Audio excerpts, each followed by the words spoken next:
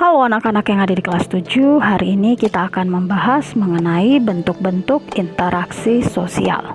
Interaksi sosial dapat dilakukan dimanapun dan kapanpun. Interaksi sosial dapat menimbulkan kerjasama. Namun selain itu, interaksi sosial juga dapat menimbulkan perpecahan. Oke, kita bahas bentuk-bentuk interaksi sosial. Yang pertama ada asosiatif dan yang kedua ada disosiatif. Asosiatif terjadi apabila seseorang atau sekelompok orang melakukan interaksi sosial yang mengarah pada kesatuan pandangan. Contoh dari asosiatif adalah kerjasama, akomodasi, dan asimilasi. Disosiatif terjadi apabila seseorang atau sekelompok orang melakukan interaksi sosial yang mengarah pada konflik dan meregangkan solidaritas kelompok. Bentuk disosiatif ada kompetisi, kontroversi, dan pertentangan. Oke, kita bahas yang pertama adalah proses asosiatif. Nah, di dalam proses asosiatif, hal pertama ada namanya kerjasama, yaitu usaha bersama antar perorangan atau kelompok untuk mencapai tujuan bersama. Bentuk kerjasama diantaranya kerukunan, tawar-menawar atau bergaining, koalisi, dan joint venture. Contoh kerjasama, misalnya kerjasama di masyarakat sekitar, antara teman bermain, teman sekolah, dan lain-lain.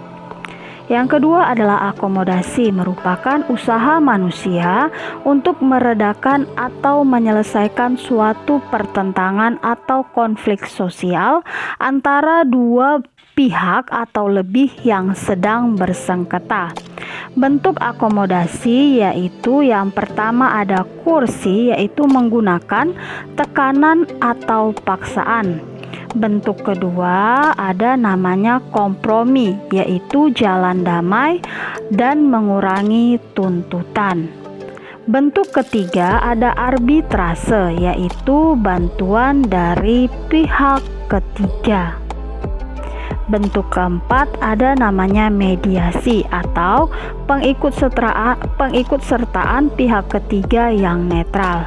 Dan bentuk yang kelima adalah konsiliasi, yaitu mempertemukan keinginan pihak yang berselisih. Serta bentuk yang keenam ada namanya toleransi, menghargai perbedaan. Lalu bentuk ketujuh ada namanya stalemate, kekuatan seimbang, sehingga berhenti pada titik tertentu. Dan bentuk kedelapan ada namanya adjudikasi, yaitu melalui pengadilan. Nah, proses asosiatif yang ketiga ada namanya asimilasi, yaitu proses peleburan dua kebudayaan berbeda menjadi satu kebudayaan tunggal yang dirasakan sebagai kebudayaan milik bersama. Asimilasi merupakan cara bersikap dan bertingkah laku dalam menghadapi kesatuan dalam pikiran dan tindakan. Proses asimilasi dapat dengan mudah terjadi melalui sikap toleransi, sikap saling menghargai orang lain dan kebudayaannya, serta perkawinan campuran. Contoh asimilasi, misalnya orang Tiongkok yang sudah lama tinggal di Indonesia akhirnya bisa berbahasa Indonesia dengan fasih. Namun dialek yang mereka biasa pakai berkomunikasi sudah tidak asli lagi karena sudah tercampur dengan budaya mereka. Oke, proses yang kedua adalah proses disosiatif. Proses disosiatif berkaitan dengan konflik yang meregakan solidaritas. Ada beberapa proses disosiatif. Yang pertama, kompetisi atau persaingan, yaitu suatu proses individu atau kelompok yang saling bersaing untuk mencari keuntungan melalui bidang kehidupan tertentu. Contoh, perebutan gelar juara kelas maupun juara olahraga. Tujuannya adalah untuk mendapatkannya seseorang harus bersaing dengan orang lain. Proses disosiatif yang kedua adalah kontravensi, yaitu sikap mental yang tersembunyi terhadap orang lain atau terhadap unsur-unsur kebudayaan suatu golongan tertentu.